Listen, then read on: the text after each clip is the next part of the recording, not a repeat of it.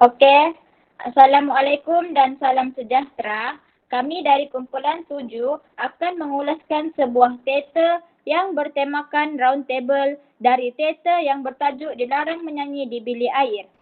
Terlebih dahulu, kami akan memperkenalkan diri kami. Saya Nur Atika Syakira binti Safaran memegang watak sebagai Abby dalam perbincangan round table. Wih, sekejap, sorry.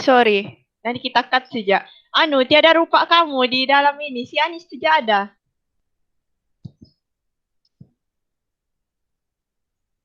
Sorry. Tadi tengah buat Apa tu? ayat ke Riza 11. memang dia begitu kadang-kadang tu.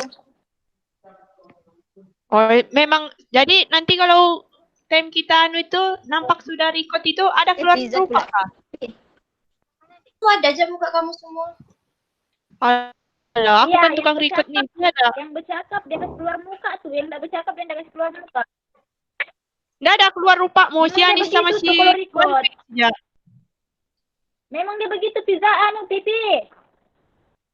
Tidak, biarpun kau bercakap. Kau yang bercakap, tidak ada keluar rupamu. Nanti tem membentang tu memang dia begitu. Aduh.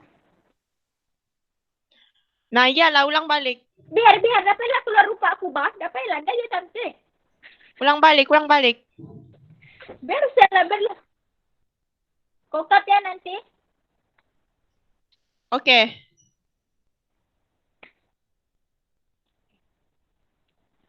Assalamualaikum dan salam sejahtera. Kami dari kumpulan 7 akan mengulaskan sebuah teater yang bertemakan round table dari teater yang bertajuk Dilarang Menyanyi di Bilik Air.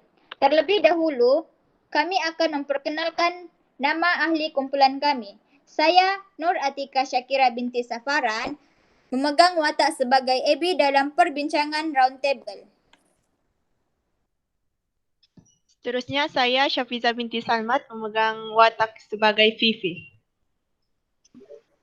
Saya pula Nurul Zafika binti Abdul Waris memegang watak sebagai Zefi.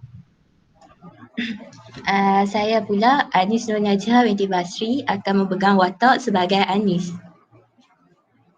Saya pula Nur Hamiza binti Ibrahim memegang watak sebagai Miza. Dan terakhir adalah saya, Oh Guan Ping, yang mengambil watak sebagai Daniel dalam round table ini.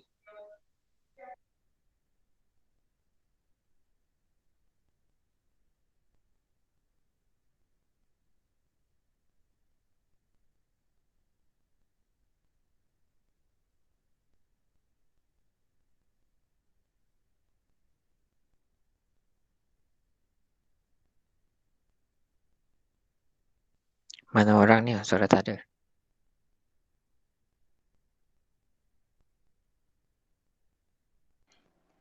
Okey, sorry.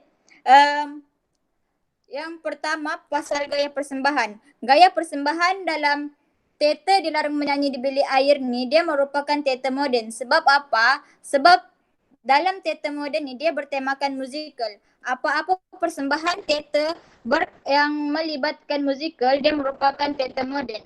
Lepas tu, dalam teater ni, dia tidak menggunakan skrip semasa pementasan. Tujuan mereka tidak menggunakan skrip semasa pementasan ialah agar teater ni dia dapat dihayati oleh semua penonton. Okey, itu saja untuk gaya persembahan. Kamu ada mau tanya ke tu? Kan dia macam DP skrip tu kan spontan. Lepas tu untuk kasih ada muzik-muzik, bukan dia macam apa tu? Teater bangsawan tu.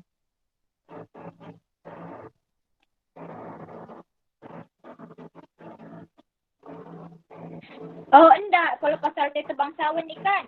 Kalau teater bangsawan ni dia termasuk dalam kategori teater tradisional. Jadi dia bukan teater bangsawan ni.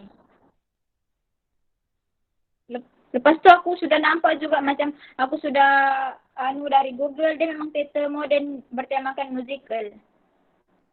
Oh. Kalau macam plotnya, siapa pasal plot? Okey, seterusnya adalah saya, Danny, yang akan cakap pasal plot. Dalam plot ni dia ada lima part. Yang part pertama adalah berkaitan dengan pengenalan cerita.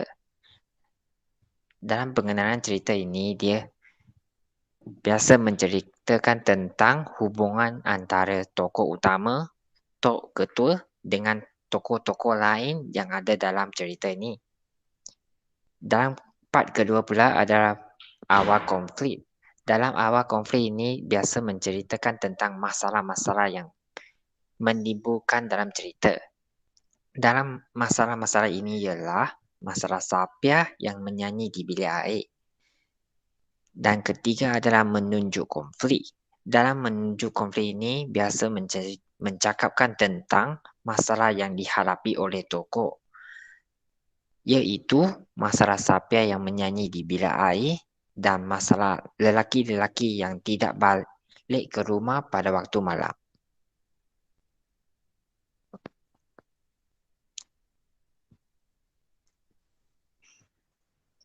Kenapa lelaki-lelaki tu tak balik? Sebab lelaki-lelaki ataupun suami-suami yang dalam kampung tersebut ingin mendengar lagu yang dinyanyi oleh Sapiah. Oh. Nah, kalau begitu klimaksnya si Pan tu terus bagi tahu Mak Som bahawa Tok Ketua pun berjumpa sama Safiah. Mak Som tak lagi selidik sama tanya sama si Tok Ketua. Terus Mak Som pun bergaduh besar dengan si Tok Ketua dan Tok Ketua hilang sabar. Terus Tok Ketua ungkit kisah diorang 16 tahun yang lalu sebab Mak Som tu tak mampu beri si Tok Ketua tu zuriat. Jadi Tok Ketua pun menyesal sebab cakap begitu. Mak Som pun lari bawa diri. Di penyelesaiannya, ending ceritanya ni, Mak Som balik ke rumah dengan bantuan si Safiah dan si Safiah pun kasih jelas semuanya dengan orang kampung. Tok Ketua dan Mak Som pun berbaik semula dan mereka pun bahagia. Lepas tu mereka pun dikurniakan zuriat. Lalu si Safiah pun berkahwin dan semua penduduk kampung aman dan damai sebab laki diorang tak sudah peduli si Safiah tu menyanyi di bilik air. Begitulah ceritanya. Kau tahu sama siapa si Ana tu kahwin si Safia tu? Itu yang jual keropok tu Osman kan namanya tu. Osman. Si Osman kan si Jadi macam Kasman. mana dengan watak dorang pula? Apa tadi kau Ebi? cakap Osman. Si Osman kan si Kasman. Nah apalah terus salah dengan watak. Watak ini aku suka sama yang dia punya isteri Tok Ketua ni. Isteri Tok Ketua ni kan, kalau kamu mau tahu dia ni seorang yang selalu ada untuk suaminya, Pak. Tok Ketua tu. Dari suaminya tidak apa-apa kan sampai suaminya tu jadi Tok Ketua. Lepas tu dia lagi suka macam ambil hal pasal masalah orang kampung yang macam masalah dorang si Jenab sama Jerma tu. Lepas tu Dennis seorang yang penyemburu, lepas tu kuat marah. Dia cemburu sebab dia terlalu percaya sangat Jenab ni dengan kawan dia tu yang orang domba kan. Iya, itulah tuh kan dorang si Jenab sama si Jermani suka mengadu sama dia pasal laki dorang. Lepas tu dorang hasut-hasut lah tuh, dorang bilang jaga laki, jaga Tok Ketua tuh nanti gitu. Terus lah tuh Kalau aku suka dengan si Tok Ketua sebab boleh nampak dia tuh orangnya setia sama si Mak Som. Walaupun dorang sudah kahwin 16 tahun kan, tapi dorang belum pernah ada anak. Dorang tiada anak. Jadi nampak sana si Tok Ketua ni setia orangnya, dia tak setinggal pun si Mak Som walaupun dia ada kekurangan. Baru kalau mau cakap pasal si Jenab sama siapa tuh? si Jerma. Si Jerma tuh. Itu banyak dia punya negatif lah. dari positifnya. Ya, aku pun tak suka dua watak tuh. Sebab dorang, biarpun dorang suka suami dorang, tapi macam dorang suka mengadu domba tuh lah. Ya, kalau ada lagi part yang dia rendah-rendahkan si Osman menjual krepek tuh. Ya, sama dorang kasih rendah anu tuh, yang makcik si Sofia tuh, sebab Andar tuh. Ya, Itu saja kalau pasal wataknya lah. ya kalau aku pun itu aja. Kalau bagian teknikal nggak tahu pula macam mana. Iya, teknikal. Okey, kalau dari segi teknikal pula, penggunaan audio dan penyertaan bunyi sangat penting untuk persembahan. Sebab apa? Sebab kalau ada gangguan teknikal time pasang muzik tu kan, mesti akan mengganggu emosi komposer.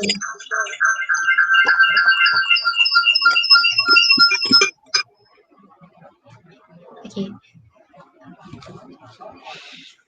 Teater ni juga menggunakan lagu-lagu yang trending dan famous seperti lagu Sajat.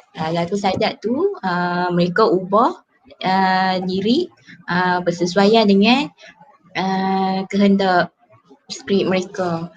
Okey, seterusnya dari segi like ni. Dari segi prop. Kalau dari segi prop, mereka menggunakan prop yang relevan. Contohnya macam ada ampayar untuk sidai baju di tepi rumah, kemudian ada rok kasut, ada basikal yang Pak naik tu, lepas tu ada pokok yang di depan rumah Maksum dengan Tok Ketua tu. Di tepi rumah Tok Ketua tu pula ada kerusi kayu tu Jenak dengan Jemaah selalu duduk dekat situ sebab mereka nak bergosip. Mereka suka bergosip kan, jadi mereka suka duduk di situ. Okay, dari segi set dengan like ni pula, set ni mereka menggunakan set proscenium, iaitu set tu akan kelihatan lebih besar dan memudahkan mereka set tu untuk letak rumah Tok Ketua dekat situ, kemudian ampayat kemudian untuk mereka berjumpa di depan tu. Okey, seterusnya dari segi like ni pula, like ni on point lah orang kata sebab apabila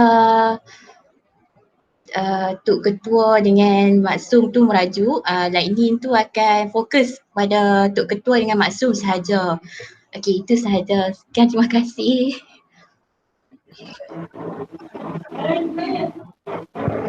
Kamu suka kah dengan dia punya sound itu? Sebab time asal menyanyi, mesti kamu dengar kah dorang punya suara?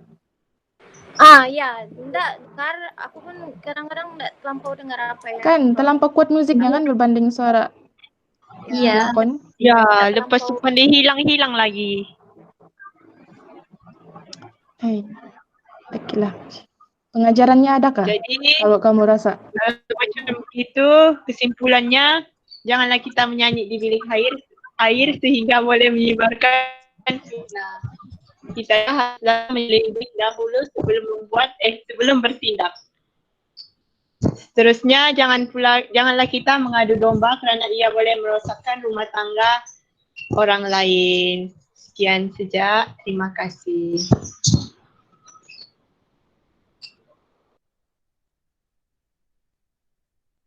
Jadi sudahlah Batu kan? Habis sudah. Ada konon bunyi-bunyi aku punya telepon. Boleh sudah stop kah recording? Stop. Stop record sudah. Boleh. Stop record.